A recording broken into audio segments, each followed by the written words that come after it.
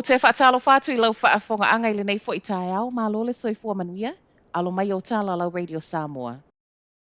Ua umale whaitau ngā loa I o le pālota tele New Zealand, ma ua mauti no le mo o mia le National ma le Act o Winston Peters malana New Zealand First. E o mai le tau nei ele I manino se tala mai pāti nei e tolu, pau le tala mauti noa e wheiloa I whaafisanga I Ilea So.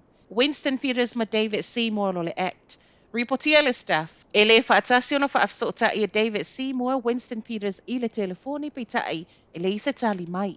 Ai mai a Peters sa ia whaapea oni telefoni po oni text le autau whaasese. Ona e le isa isi o saini mai ai whi autustusia. Pe tai e iei ripoti o lo whaamaoni ai o lea sa saini a lava whi autustusia a le taitai o le Act.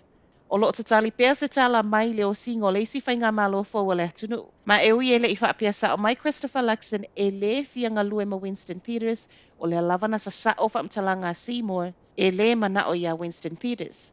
Talia po le asa tala mai I le whailua inga whaafsanga I le so. Tilia ma le 4 miliona le tau a mea whainga luenga na au mai mo le COVID o le ua umaso e au ngai po ua expire foi ma o le ala foa I le malo. Reportia le staff, whaita wafe le telo rapid antigen test po o rats, o masks po o ufi fofonga, whaapei ma ofu po o gowns o wa aile matanga luenga le soifua malo loi no le ala foai. E afe tolu se lau tone le mamafa, tu sa le tau ma le lua se lau valu se fuluono, te si valu miliona. Mea whai ngā luenga nei masiaki na whaatau mai taimi le COVID, ma ona ole maa ale na iai I lea taimi o uta whela ua I le vau atunu, o le iai nisi na whaatuai mai, a o isi, na oka whaasili I a lava tā pena. Mai le so opol matanga luenga e le na o New Zealand na whaia lea ngā yoinga e whaapea uma lava le toa tele o atunu. Ua ngā lulu e nei le matanga luenga I sa ili nisi le maketi la tau te lafua ina nei o loa. E le o toe fia fo I se a onga talu mai o na whasi e isi te nei ti a onga ma whaamanu ali ailo na au. Se fulu tolu tau sanga le matua o le tamaita I a onga le Pakuranga College na whasi e nisi o tamaita I a onga lava o le a onga. Ma e whaapea o loo maa ua I se ata video na pue.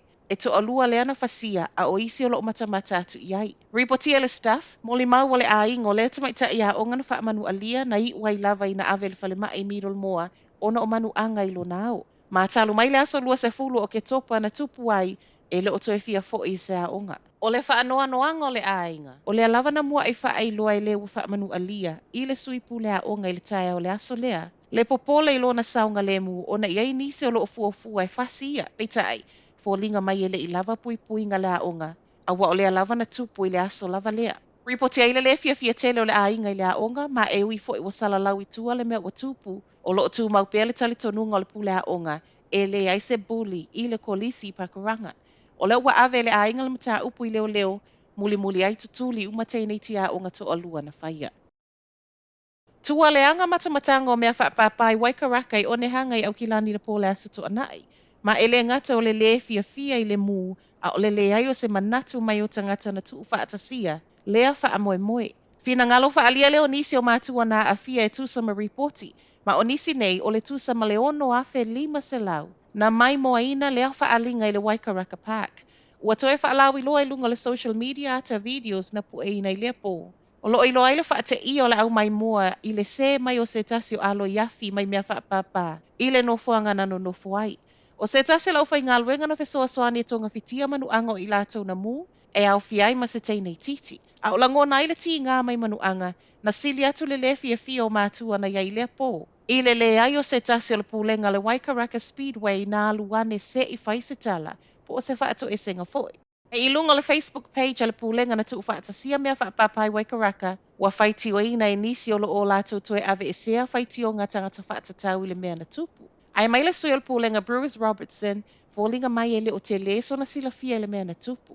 E ui lai le I fia fia umatangata sai Waikaraka I le po I le whaalinga telo mea whaapapai whangarei o se po fia fia mō le tusama le iwa afe na awai le whangarei fireworks spectacular le ele ngata o mea whaapapa o le telo siva, pese, kapahaka ma le telo isi mea whaafia fia. Matala whaaiu, wa umala whaitau ngalo I o le pālota ma o lea ua le whaamaniaina le sui Pasifika to atasi o le pātia le National.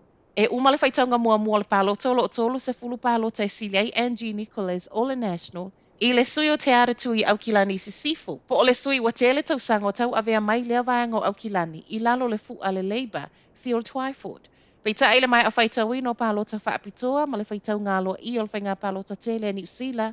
Ua toe mauti no aile toe fo'i mai o Field Twyford o le leiba I pālota silia e se lau tolus fulmaltasi. E le I whaingofia I a Twyford pe a fua I le telo tau sango I a tau avea mai lona I tū malo. A o le ana se manue mamulu I le tamaita I atu kuki talavou whaato a momoe. Po o le sui fo'i sa wha moe moe e mauai se sui o tangata Pasifika I totonu o le whainga malo.